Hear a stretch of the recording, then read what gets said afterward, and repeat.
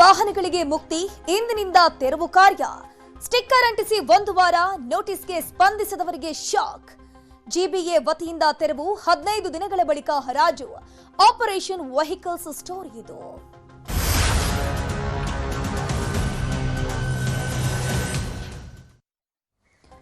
ಬೆಂಗಳೂರಿನಲ್ಲಿ ಮತ್ತೊಂದು ಆಪರೇಷನ್ ಆಗ್ತಿದೆ. ಅದೇ ಅನಾಥ ವಾಹನಗಳ ತೆರವು ಆಪರೇಷನ್. ಈಗಾಗಲೇ ನೋಟಿಸ್ ಅನ್ನ ಅಂಟಿಸಲಾಗಿದೆ. ಬಟ್ ನೋಟಿಸ್ಗೆ ಸ್ಪಂದಿಸಿದ ಮಾಲೀಕರಿಗೆ ಈಗ ಶಾಕ್ ಕೊಡೋದಕ್ಕೆ ಜಿಬಿಎ ಮುಂದಾಗಿದೆ.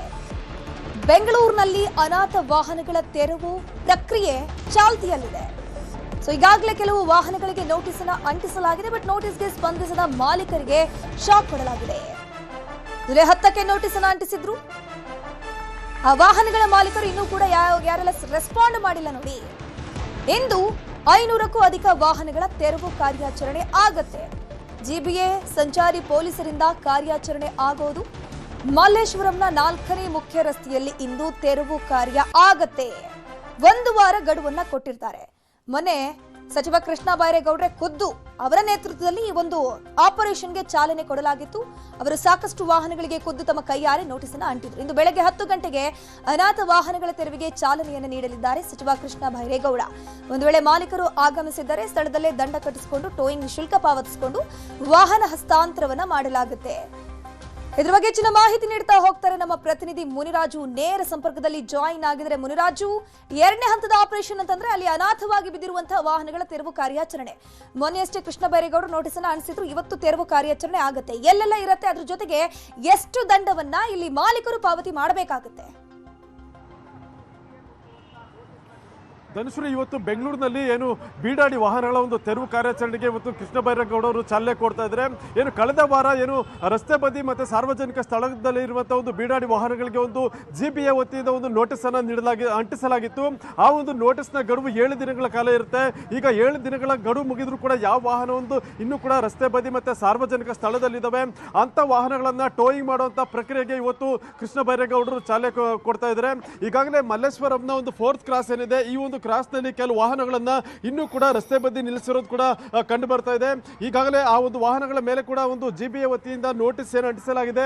ಆ ಒಂದು ನೋಟಿಸ್ ಕೂಡ ಒಂದು ಕಾರಿನ ಒಂದು ಗ್ಲಾಸ್ ಮೇಲೆ ಹಾಗೆ ಇರೋದನ್ನು ಕೂಡ ನೋಡಬಹುದು.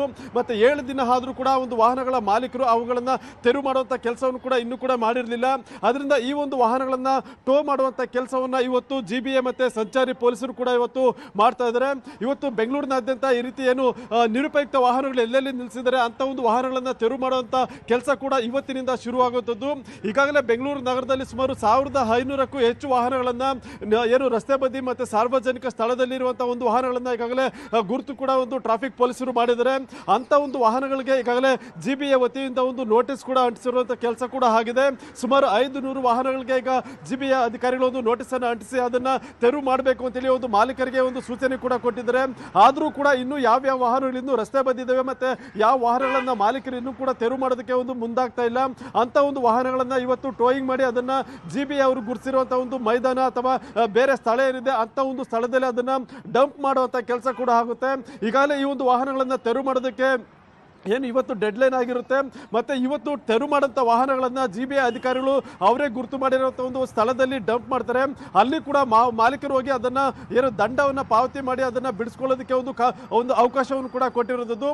ಅಂದ್ರೆ ಟೋಯಿಂಗ್ ಶುಲ್ಕ ಸೆಪರೇಟ್ ಆಗಿರುತ್ತೆ. ಮತ್ತೆ ವೆಹಿಕಲ್ ಅನ್ನ ನೋ ಪಾರ್ಕಿಂಗ್ ಸ್ಥಳದಲ್ಲಿ ಅಥವಾ ಸಾರ್ವಜನಿಕ ಸ್ಥಳದಲ್ಲಿ ಪಾರ್ಕ್ ಮಾಡಿರೋದಕ್ಕೆ ಅದಕ್ಕೂ ಕೂಡ ಪ್ರತ್ಯೇಕವಾಗಿ ಒಂದು ಶುಲ್ಕ ಇರುತ್ತೆ.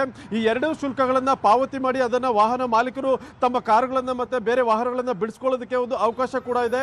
ಒಂದು ವೇಳೆ ಯಾರು ಕೂಡ ಒಂದು ವಾಹನವನ್ನ ಬಿಡಿಸ್ಕೊಳ್ಳೋದಕ್ಕೆ ಬರದೇ ಇದ್ದ ಸಂದರ್ಭದಲ್ಲಿ ನಂತರ ವಾಹನದ ಬಗ್ಗೆ ಒಂದು ಕೋರ್ಟ್ಗೆ ಒಂದು ಮಾಹಿತಿಯನ್ನು ಕೊಡ್ತಾರೆ. ಕೋರ್ಟ್ನ ಅನುಮತಿ ಪಡೆದು ನಂತರ ಒಂದು ವಾಹನವನ್ನ ವಿಲೇವಾರಿ ಮಾಡುವಂತ ಕೆಲಸವನ್ನ ಜಿಬಿಎ ಮತ್ತೆ ಸಂಚಾರಿ ಪೊಲೀಸರು ಕೂಡ ಕೈಗೊಳ್ತಾರೆ. ಯಾಕಂದ್ರೆ ಈ ಒಂದು ನಿರುಪಯುಕ್ತ ವಾಹನಗಳಿಂದ ಯಾವುದೇ ರೀತಿ ಉಪಯೋಗ ಇಲ್ಲ ಅಂತೇಳಿ ಒಂದು ಕೋರ್ಟ್ನಿಂದ ಅನುಮತಿ ಪಡ್ಕೊಂಡ ಬಳಿಕ ಅವುಗಳನ್ನ ವಿಲೇವಾರಿ ಮಾಡುವಂಥದ್ದು ಕೂಡ ಕಾನೂನಾತ್ಮಕವಾಗಿ ಮಾಡಬೇಕಾಗುತ್ತೆ. ಮೊದಲಿಗೆ RTOದಿಂದ ಒಂದು ಫಿಟ್ನೆಸ್ ಸರ್ಟಿಫಿಕೇಟ್ ಅನ್ನ ಪಡೆದು ಆ ಒಂದು ವಾಹನ ಇನ್ನೂ ಕೂಡ ರಸ್ತೆಯಲ್ಲಿ ಓಡಾಡೋದಕ್ಕೆ ಒಂದು ಏನು ಸಾಮರ್ಥ್ಯ ಇದೆ ಅನ್ನೋದೇನಾದ್ರೂ RTO ಅಧಿಕಾರಿಗಳು ಒಂದು ಫಿಟ್ನೆಸ್ ಸರ್ಟಿಫಿಕೇಟ್ ಕೊಟ್ರೆ ಅದನ್ನ ಹರಾಜು ಮುಖಾಂತರವಾಗಿ ಬೇರೆಯವರಿಗೆ ಒಂದು ಮಾರಾಟ ಮಾಡುವಂತ ಕೆಲಸ ಕೂಡ ಆಗುತ್ತೆ. ಒಂದು ವೇಳೆ ಯಾವುದೇ ವಾಹನ ಒಂದು ಫಿಟ್ನೆಸ್ ಇಲ್ಲ ಅನ್ನೋದೇನಾದ್ರೂ RTOದಿಂದ ಸರ್ಟಿಫಿಕೇಟ್ ಬಂದ್ರೆ ಅದನ್ನ ಗುಜರಿಗೆ ಹಾಕುವಂತ ಕೆಲಸವನ್ನು ಕೂಡ RTO ಮತ್ತೆ ಅಂದ್ರೆ GBA ಮತ್ತೆ ಸಂಚಾರಿ ಪೊಲೀಸರು ಕೂಡ ಮಾಡ್ತಾರೆ. ಸದ್ಯ ಇವತ್ತು 500 ವಾಹನಗಳನ್ನ ಬೆಂಗಳೂರಿನಲ್ಲಿ ಈ ರೀತಿ ಟೋಯಿಂಗ್ ಮಾಡೋದಕ್ಕೆ ಇವತ್ತು GBA ಮತ್ತೆ ಸಂಚಾರಿ ಪೊಲೀಸರು ಮುಂದಾಗಿದ್ದಾರೆ. ಧನುಶ್ರೀ, ಥ್ಯಾಂಕ್ ಯು ಮುನಿರಾಜು ತಮ್ಮೆಲ್ಲ ಮಾಹಿತಿಗಾಗಿ. ಇನ್ನು ಮುಂದಿನ